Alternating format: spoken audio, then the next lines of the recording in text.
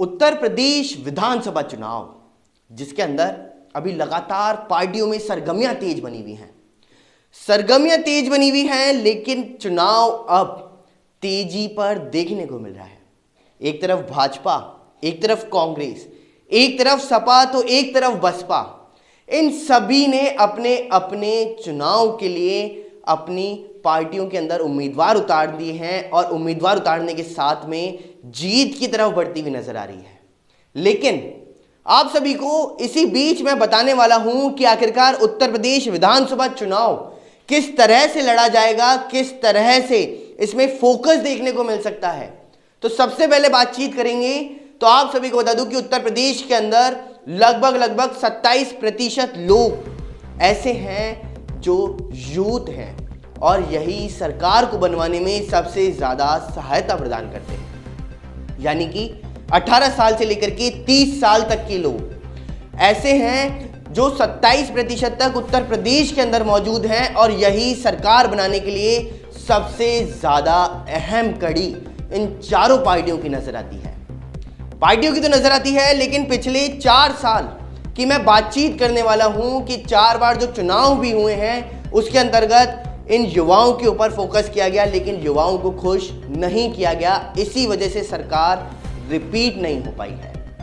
सबसे पहले बातचीत करेंगे 2007 की मायावती सरकार, जब 91,000 नौकरियां इन युवाओं को देने के लिए रखी गई थी और युवाओं के दम पर ही वह जीती हुई भी नजर आई थी।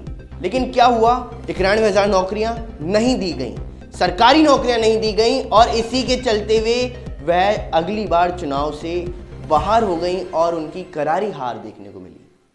फिर बातचीत करते हैं 2012 की, जब मुलायम सिंह की सरकार बनती हुई नजर आई तो उन्होंने टैबलेट और साथ ही साथ लैपटॉप देने की बातचीत करी 10वीं के बच्चों को और साथ ही बेरोजगारी भत्ता देने की भी बातचीत की थी। लेकिन क्या हुआ, फिर भी वह सरकार रिपीट नहीं कर पाए क्योंकि वह अपने जो वादे किए गए थे युवाओं से उनको पूरा करने में असमर्थ नजर आए थे। अब बातचीत करते हैं 2017 चुनाव, यानी कि हाल ही के अंदर जो अभी सरकार उत्तर प्रदेश में मौजूद है, योगी की सरकार।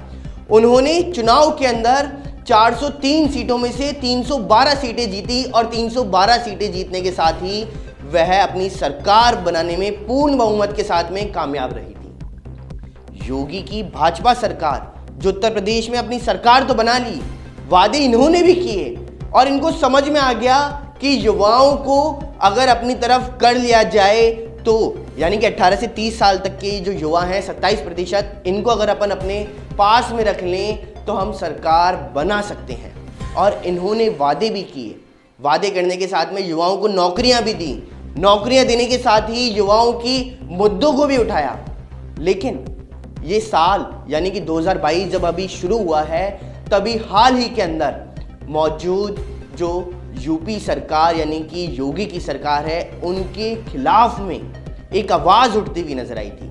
यह आवाज उठी है 4 जनवरी 2022 को, यानी अभी हाल ही की हम बातचीत कर रहे हैं। युवा सड़कों के ऊपर उतरते हुए नजर आए रात्रि के समय, ताली बज रही है, थाली बज रही है और साथ ही साथ युवाओं का जोश भी देखने को मिल रहा है।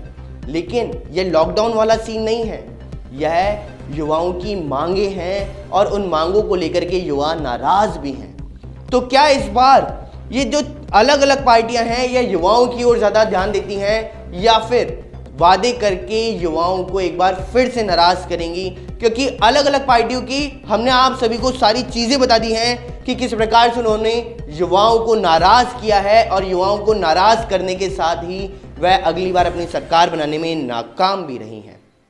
अब देखने की बात तो यह है, क्या आखिरकार उत्तर प्रदेश के अंदर सही में योगी सरकार दोबारा से अपनी सरकार रिपीट कर सकती है या फिर कांग्रेस आएगी, बसपा आएगी या सपा आएगी?